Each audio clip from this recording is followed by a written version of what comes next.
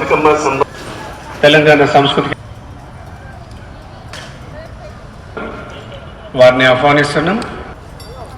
Telangana non gazetted office వారికి స్వాగతం సుస్వాగతం.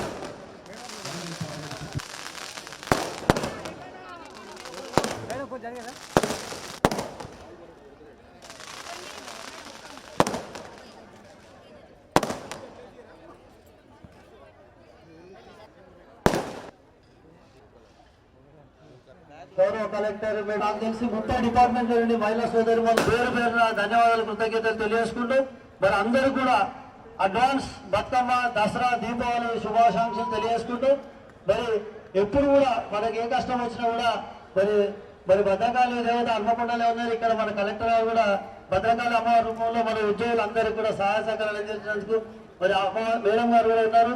అలాగే మన పెద్ద శాసనసభ్యులు కానీ మన గౌరవనీయులు పార్లమెంట్ సభ్యురాలు కానీ అందరూ కూడా మరి ఉద్యోగుల సమస్యలు ఎప్పుడు కూడా మనం ఏ రోజు అయినా కూడా మరి వాళ్ళు ఈ సమయం అంటూ లేకుండా ఎప్పుడు కూడా ఇళ్ళ మనకు అందుబాటులో ఉంటూ మన సమస్యలన్నీ తీరుస్తూ ఏర్పాటు చేయడం జరిగిందని ఈ యొక్క కార్యక్రమానికి మా గౌరవ joint staff council chairman collector గారు విచ్చేసి మమ్మల్ని అందరినీ ఆనందింపజేశారు.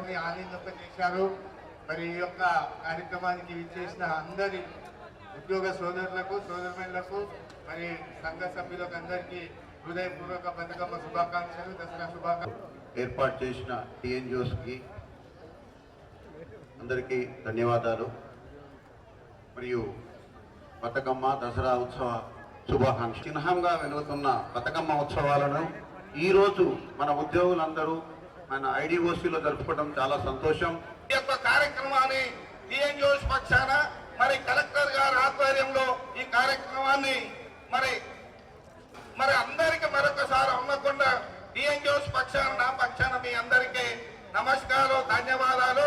జిల్లా అధికారులందరూ కూడా మరి ఈ ప్రభుత్వం ఏ కార్యక్రమం నిర్దేశించినా కూడా దాన్ని సక్సెస్ అయ్యే విధంగా మరి అహర్నిశలు కృషి చేస్తున్నారు.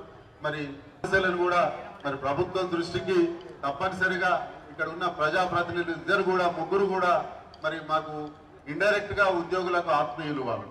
మరి కనుక మా ఆకాంక్షలు ఏవైతే ఉన్నాయో ఉద్యోగులకు సంబంధించినవి తప్పనిసరిగా నెరవేరే విధంగా వారి ప్రయత్నం కూడా ఉంటుందని చెప్పి నేను కోరుకుంటూ ఈ అవకాశం ఇచ్చిన పెద్దలందరికీ కూడా ధన్యవాదాలు. జై తెలంగాణ. అతను ఈ యొక్క బతుకమ్మ పైన ప్రపంచ దేశాలలో తిరిగి అందరికీ సాటిస్తూ వచ్చి వారికి గిన్నిస్ అవార్డు కూడా దక్కడం, అది వరంగల్ మన నగరంలో కాకతీయుల కాలంలో బతుకమ్మ తల్లి సద్దుల బతుకమ్మ తల్లి జన్మించడం చాలా మనం అందరం కూడా అదృష్టవంతులుగా భావించాలి.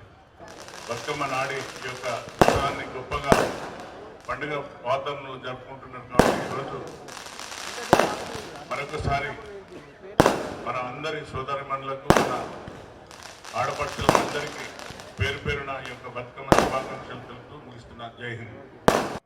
ఇక్కడికి వచ్చిన మీడియా సోదరులందరికీ కూడా పేరు పేరున బతుకమ్మ శుభాకాంక్షలు తెలియజేస్తూ, మరి బతుకమ్మ అనగానే యావత్ రాష్ట్రంలోనే వరంగల్కు ప్రత్యేకత ఉన్నది.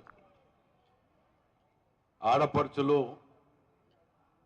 తల్లిదండ్రుల ఊరికి పోవటానికి పిల్లలని కొత్త కొత్త చీరలు కొత్త కొత్త నగలు అన్ని వేసుకొని ఆ పుట్టిన ఊర్లలో వెళ్ళి, చిన్నప్పుడు నేను కూడా మా అమ్మతోటి వెళ్ళినా కాబట్టి ఇవన్నీ చూసినా కాబట్టి గుర్తు చెప్తున్నాను ఇవన్నీ కూడా.